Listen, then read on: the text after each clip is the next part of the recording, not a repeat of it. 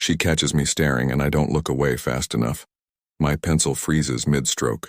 The coffee in front of me has gone cold an hour ago, but I haven't moved. Can't move. Because for the past 3 weeks I've been stealing her in piece by piece, line by line. And now she knows. She stands. My chest tightens. She's walking toward me. I should close the sketchbook. Should pretend I was drawing the window, the street, anything but her. But my hands won't cooperate. They just sit there useless while she crosses the cafe like she owns every inch of space between us. Can I see? Her voice is lower than I imagined. Warmer. I've constructed an entire personality for her in my head. Cold, untouchable, the kind of beautiful that exists behind glass. But up close, there's something else. A crack in the porcelainite. The word dies in my throat. She doesn't wait for permission. She slides into the chair across from me and turns the sketchbook toward herself. I watch her eyes move across the pages. Dozens of her. Her profile at the window. Her fingers wrapped around a cup. The way her shoulders curve when she reads. The small secret smile she makes at something on her phone. I've documented her like she's an archaeological site. Evidence of something I'm trying to understand. You're obsessed with me, she says. Not a question, I'm sorry. My voice sounds strangled. I know how this looks. How long? 3 weeks. Every morning you... No. She looks up and her eyes are darker than I expected. Sadder. How long have you been painting? The shift throws me. 10 years. Maybe more.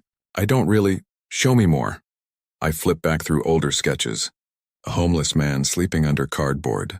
A child's abandoned shoe in the rain. The skeleton of a building being torn down. All the broken things I can't stop looking at. She studies each one like she's reading my diary. Which I suppose she is. I'm Emma, she says finally. And you're coming with me. What? She's already standing, pulling a business card from her bag. Emma Hartwell, Hartwell Gallery. The address is in the part of town where people like me only go to feel inadequate. I curate emerging artists. You're emerging, whether you know it or not. She taps the sketchbook. Bring everything you have. Friday at 2. Don't make me hunt you down. She leaves before I can respond. Before I can tell her I'm not the artist she thinks I am. That I don't emerge. I hide, I watch. I take things that don't belong to me and make them permanent on paper because at least there I have control. But the card sits on the table like a dare. I pick it up. Turn it over. On the back, handwritten. You see people the way they wish they were seen. Don't waste that. My phone buzzes. Rent overdue. Again. The restaurant where I wash dishes has cut my hours. Again. I've been painting in a studio apartment that's more closet than living space. And my last gallery submission was rejected so coldly I didn't open my paints for 6 months. I look at the card again. Friday at 2. I tell myself I'm going for the opportunity. For the career I've watched slip through my fingers year after year. For the chance to stop being invisible. But I know the truth. I'm going because for the first time in 3 weeks she looked back at me. And I need to know what she saw. I need to know if I'm as empty as I feel or if there's something worth seeing after all. The cafe door chimes as someone enters. I reflexively look up, hoping it's her, already addicted to the weight of being noticed. It's not. I gather my things and leave the cold coffee behind. At home I pull out every canvas I own. Every sketch. Every piece of evidence that I exist. Most of it is her. Different versions, different lights. The woman I've constructed from distance, and I realize, with a sinking feeling that I don't know her at, all Friday feels like a trap and a rescue at the same time. I'm going anyway. The gallery smells like money and space. I stand in the entrance with a portfolio case that's held together with duct tape and denial, watching Emma move through the white room like she's conducting an orchestra, only she can hear. She's on the phone, gesturing at someone to adjust a frame that looks perfectly straight to me. She sees me and holds up one finger. Wait. I wait. I'm good at waiting. I've built a life on it. When she finally approaches, she doesn't smile. Just nods at a door in the back. Conference room. Lay everything out. The room is glass-walled, exposed. I feel like I'm setting up an autopsy of my own inadequacy. I arrange the canvases chronologically without thinking. A timeline of my loneliness. Early work, desperate, trying too hard. Middle period, angry, all slashing strokes and dark colors. Recent, her, always her. Emma enters with 2 cups of coffee and closes the door.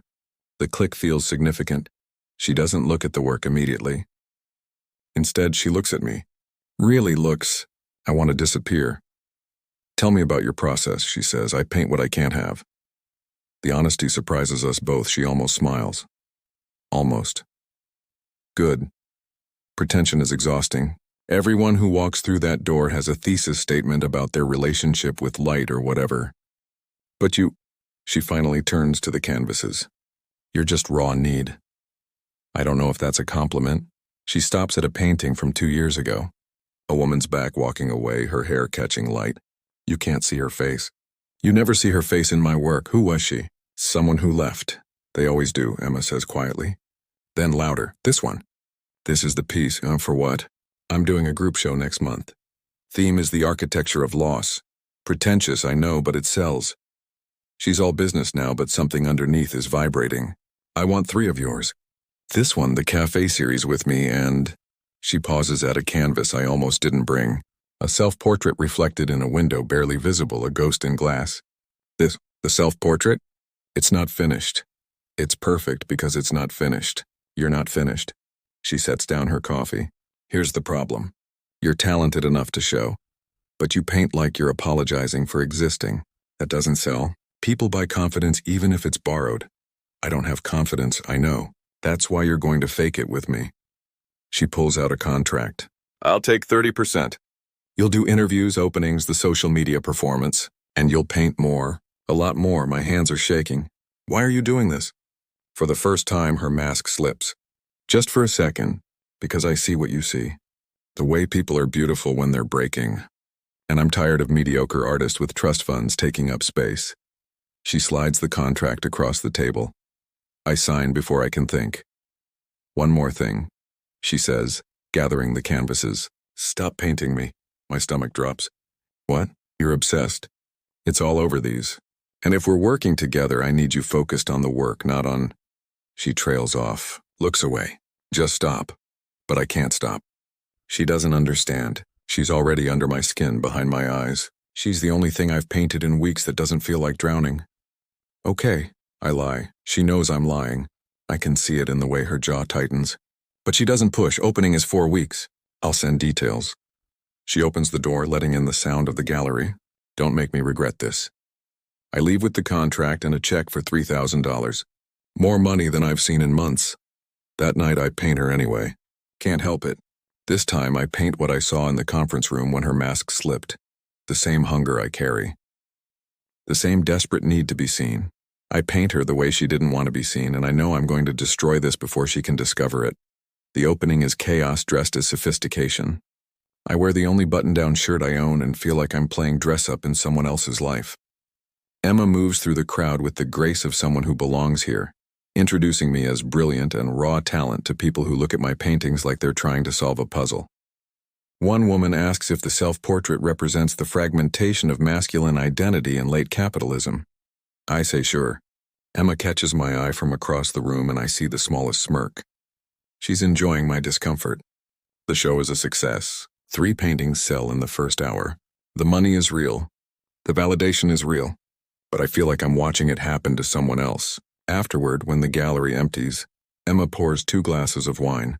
We're surrounded by white walls and track lighting, and I'm exhausted from pretending I'm comfortable being visible. You did well, she says. Barely stammered at all. I'm great at being looked at, I say. It's the being seen part I'm bad at. She laughs. Actually laughs. It's the first time I've heard it, and it sounds unpracticed. God, you're dramatic. You curate drama. Don't pretend you hate it. She sits on the floor, her back against the wall, and I join her.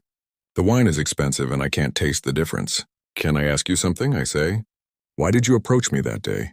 Really? Emma is quiet for a long time. She swirls the wine in her glass, watching the light through it. I was going to close the gallery, she says finally. That morning. I was going to call my investors and tell them I was done. That I couldn't keep propping up artists I didn't believe in just to pay rent on this place. What changed? I saw your sketches. And I remembered why I started this. Because sometimes you see something that makes you feel less alone. She looks at me. You paint the way I see the world. Like everything beautiful is also dying.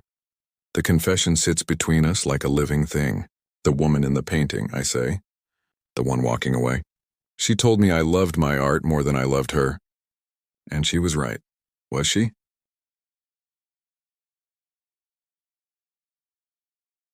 I don't know. I think I loved the idea of her, the way she looked in certain light, the story I told myself about who we could be. I finish my wine. I'm good at making people into paintings, bad at letting them be real. Emma turns to face me fully. I was married. 5 years. He left because I was always here, always working. Said I loved dead things more than living ones. Did you? Yeah. Her voice cracks just slightly. I did. The air between us changes, thickens. I can see the pulse in her throat. I didn't stop painting you, I say. I know. How? She pulls out her phone, opens Instagram. My private account. The one I thought was hidden. She scrolls to a post from last week. A new painting. Her, of course. Looking directly at the viewer with an expression I gave her. Defiance and grief in equal measure. You tagged the gallery's location, she says. Instagram suggested your account to me. My face burns. Emma, show me the rest. What? All of them. Everything you've painted since that day. We go to my apartment. I've never brought anyone here. It's too small, too honest, but I unlock the door and let her into my catastrophe. The canvases are everywhere. On the walls, stacked in corners, leaning against furniture. A shrine to obsession. Emma moves through them slowly, touching the edges, reading me like Braille. She stops at the one I painted after the conference room, the one where I caught her vulnerability. This is how you see me, she whispers. Yes. She turns. We're too close. The apartment is too small. The air is too thick. You don't even know me. I know you're lonely. I know you're scared you chose the wrong things to love. I know you're tired of holding everything together. Stop. I know because it's how I see myself. She kisses me, or I kiss her. It doesn't matter. It's happening and it's desperate and it tastes like expensive wine and poor decisions. We collapse onto my bed, which is really just a mattress on the floor. Her hands are in my hair. Mine are tracing the architecture of her spine. And for once I'm not painting her, I'm in her, with her. Real and present and terrified. Afterward, she curls against my chest and I feel her breathing even out. I should sleep, but instead I memorize this. The weight of her head, the smell of her perfume mixed with my cheap detergent, the way the streetlight cuts across her shoulder. I'm already painting her in my mind, and I know this is going to break us both. Emma doesn't leave until morning. We don't talk about it. She dresses in last night's clothes, checks her phone, and the gallery owner returns. The woman from the white room who knows how to hold space between people. I have meetings, she says. We'll talk later. Later doesn't come. She stops answering texts. Calls go to voicemail. When I show up at the gallery, her assistant says she's not available. I see her through the glass wall of her office, head in her hands, and she won't look up. I paint through the silence. Violent, angry canvases. Emma in fragments. Emma turning away. Emma as a ghost. 2 weeks pass before I get the email.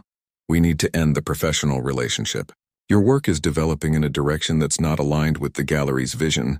I've arranged for another gallery to represent you. They're good. You'll be fine, professional, distant, erased. I show up at the gallery at closing time. Force my way in before she can lock the door. You don't get to do this, I say. Emma's face is carefully blank. I can terminate any artist contract with 30 days' notice. Read what you signed. This isn't about the contract. Then what is it about? She's still holding the door, ready to push me out. You think because we slept together once you get unlimited access? That I owe you something? The words are designed to hurt. They work. I think you're scared, I say. I think you let me in and now you're building the walls back up because it's easier than being honest. Honest? She laughs, sharp and brittle. You want honest? I used you. I needed a project, something to prove the gallery was still relevant, and you were desperate enough to say yes. The sex was a mistake, a moment of weakness, and now it's over. I should leave, should take the exit she's offering, but I see her hands shaking on the door. You're lying. I'm not. Then look at me and say it again. She finally meets my eyes. And there it is, the crack. I can't do this, she whispers. I can't be someone's muse and their dealer and their whatever else. I've spent 5 years rebuilding after my marriage fell apart. I won't lose myself again for someone who only sees me in pieces. That's not fair, isn't it? She steps closer. You've painted me 100 times. Have you ever asked what I want? What I'm afraid of? What I did last Tuesday? Her voice breaks. Or am I just a face you needed to save yourself? The truth sits like glass in my throat. I don't know, I admit. Exactly. She wipes her eyes roughly. This is what I do. I see potential in broken things and try to fix them. But you can't fix someone by letting them obsess over you. That's not love. That's just two lonely people using each other as mirrors. Emma, I sold the gallery, she says suddenly. 3 days ago. Signed the papers yesterday. I'm done. With all of it. The space, the artists, the performance of caring about things I stopped caring about years ago. The floor drops out from under me. Why didn't you tell me? Because you would have tried to stop me. Or worse, you would have painted it. And I needed something to be mine. Just mine. She opens the door wider. An invitation to leave. I look around at the white walls, the perfect lighting. The space where we met, where she saw me. What happens to the paintings? I ask. They're yours. The gallery buying this place doesn't want the inventory. I already had them moved to a storage unit. Address is in the email I'll send. What are you going to do? She smiles, and it's the saddest thing I've ever seen. I don't know. Maybe that's the point. Maybe I need to be lost for a while. Figure out who I am when I'm not performing for people like you. People like me. People who want me to be their salvation. She touches my face once, gentle. You're talented. Really talented. And someday you'll find someone you want to know, not just paint. But it's not me. It can't be me. I leave because there's nothing else to do. Outside, the city is indifferent to my heartbreak. People walk past like I'm invisible again. I go home to my apartment full of Emma's face and start painting over every canvas. White. All white. Erasing evidence. But I can't erase the truth. She was right. I never asked what she wanted. Never saw past my own need to make her permanent. I used her the same way I used everyone, as material. The last painting I cover is the one from the conference room. The one where I saw her break. I leave that one. A reminder that she was real. That I wasn't. 6 months later, I get a text from an unknown number. There's a gallery opening tonight. Your work is in it. Thought you should know. EN address in Brooklyn. A neighborhood I don't recognize. I almost don't go. I've spent 6 months learning to paint things that aren't people. Landscapes, architecture. Still lifes of objects that can't leave. My new gallery is pleased. The work sells. I'm building something that looks like a career, but I'm still empty. I take the train to Brooklyn as the sun sets. The gallery is smaller than Emma's was, grittier, more honest. The sign reads, Hartwell Projects in simple letters. Inside, the walls are covered in work from artists I don't recognize. Emerging voices, raw and unpolished. Real. And there, in the back corner, is a series I didn't paint. Photographs. Black and white. Close-ups of hands, gestures, moments. A man's fingers covered in paint. Someone hunched over a sketchbook in a café. An empty studio with canvases facing the wall. Me. She photographed me. I started the day I saw you staring. Emma's voice comes from behind me. I turn. She's different. Hair shorter, dressed in jeans and a sweater instead of the gallery armor. She looks younger, more like herself. I don't understand, I say. I was so angry that you painted me without asking, that you made me into your art without permission. She steps beside me, looking at her own work. And then I realized I was doing the same thing. Taking pieces of you, building a story. These are beautiful. They're obsessive, she corrects, just like yours were. I saw you the way you saw me, as a subject. A project, someone who could save me from my own failure. We stand in silence, looking at the evidence of our mutual consumption. I'm sorry, I say, for not seeing you. For making you responsible for my emptiness. I'm sorry for running. And for not being honest about why. She pulls an envelope from her pocket. This is the last one. From that night. The photograph shows both of us reflected in my apartment window. Tangled together, her phone held at arm's length. We're both looking at the camera, caught in the act of trying to capture something uncapturable. I took this while you were asleep. Selfish, I know, but I wanted proof that you were real, that I didn't make you up. I study the image. We look young in it, vulnerable. Two people pretending they weren't terrified. Did it work? I ask, closing the gallery. Starting over. Some days. She smiles. I'm curating differently now. Smaller shows. Artists nobody knows. I'm not trying to save anyone anymore. Just making space, and that sounds lonely. Sometimes, but it's honest lonely, not performance lonely. She looks at me. What about you? Are you happy? I'm learning to paint what's there instead of what I need. That's not an answer. I know. She hands me the photograph. Keep it or burn it. Whatever you need.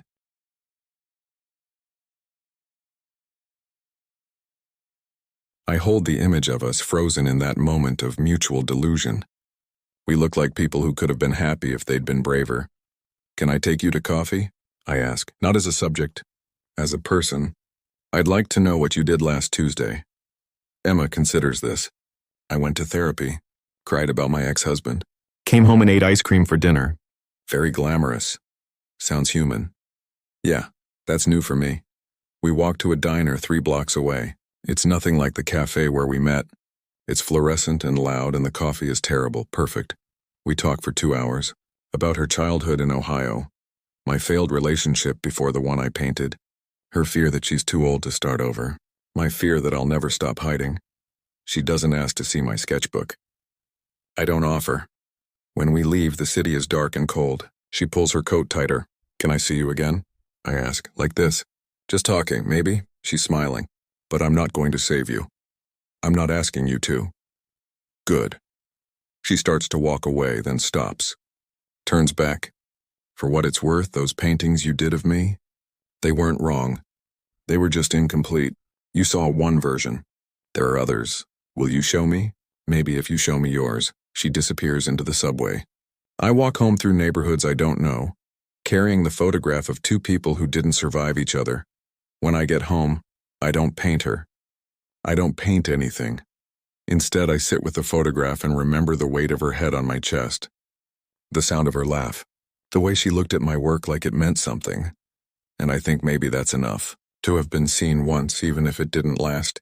To have been real for someone, even if we couldn't hold it. I put the photograph in a drawer. Not destroying it. Not displaying it. Just letting it exist. Tomorrow I'll paint something new. Maybe a landscape. Maybe a still life. Maybe eventually a person who lets me see them clearly. But tonight, I just sit in my small apartment and feel everything I spent years trying to avoid. The loneliness. The longing, the terrible hope that someday I'll be brave enough to be known. She caught me staring too long and whispered, "Tell me what's really on your mind." I never told her the truth. That my mind was empty except for the shape of her. That I was looking for myself in her eyes, but I'm learning, slowly, to look inward instead of out, to create from fullness instead of lack. It's harder than painting ghosts. It's also more honest. And maybe that's what she was trying to teach me all along. That art isn't about capturing people. It's about learning to let them go.